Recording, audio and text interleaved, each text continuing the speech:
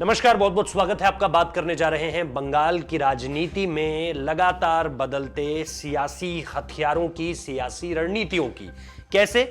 ये समझिए कि पश्चिम बंगाल में ममता बनर्जी ने अब अपने उस पुराने हथियार को जो है मैदान पर लगा दिया है, जो उनको हमेशा से अपराजित बनाता आया है। यहां पर 2 ही बार वो चुनाव लड़ी हैं, दोनों बार जीती हैं, मुख्यमंत्री रह चुकी हैं 2 बार और अब तीसरी बार की तैयारी दीदी कर रही हैं।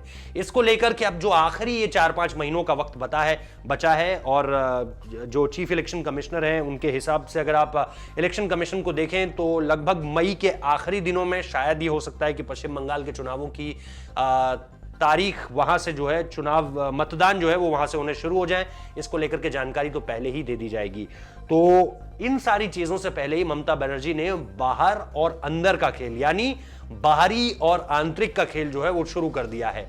उन्होंने बीजेपी को अलग अलग बातों पर घेरा है। उन्होंने ये भी कहा कि विवेकानंद की फोटो पर जो है फूल की माला चढ़ाने से आप विवेकानंद के विचारों पर नहीं चल सकते।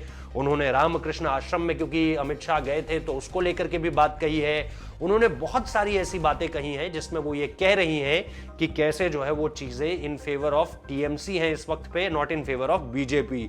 इसको लेकर के कैलाश विजयवर्गीय का बीते दिनों जो ट्वीट था जिसमें ममता बनर्जी खाना बनाते हुए उन्होंने एक वीडियो पोस्ट किया और उस पर कैलाश विजयवर्गीय ने लिख दिया कि ये काम तो उन्हें 4-5 महीने बाद करना है, अभी से क्यों कर रही हैं। और इसको लेकर के फिर नुसरत जहां फ्रंट पर आ गई, उन्होंने कहा कि ये महिलाओं का अपमान है।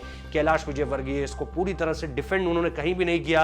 उन्होंने लगातार कहा कि ममता जो करती आ रही हैं वो पश्चिम बंगाल के लोगों के साथ न्याय नहीं है, बल्कि वो 3 से 4 दशक पहले वाली राजनीति कर रही हैं और वहीं पर वो पश्चिम बंगाल को ले जाना चाहती हैं, जबकि बीजेपी पश्चिम बंगाल को यहां से आगे ले जाना चाहता है। सोनार बांग्ला का नारा हर कोई दे रहा है, लेकिन उस ओर जाएगा कौन और कैसे, इसको लेकर के अब ये लड़ाई दिलचस्प इसलिए हो जाती है क्योंकि विवेकानंद, रामकृष्ण आश्रम, देवियों का जिक्र हर कोई जो है वो ममता बनर्जी की तरफ से भी हो रहा है। लेकिन विवेकानंद की जयंती मनाने की तैयारी जो है, जो 12 जनवरी को स्वामी विवेकानंद जयंती को बीजेपी इस बार बड़े पैमाने पर मनाने की तैयारी कर रही है और ये बेसिकली एक संदेश दिया जाएगा पश्चिम बंगाल में बीजेपी की तरफ से कि कैसे वो जो अंदर और बाहरी, यानी कि जो ममता बनर्जी का एक ऐसा हथियार है जिसका जवाब अभी तक विपक्षियों के पास नहीं रहता था, उसको लेकर के उसको तोड़ने की कोशिश करेगी, उसको भेदने की कोशिश करेगी।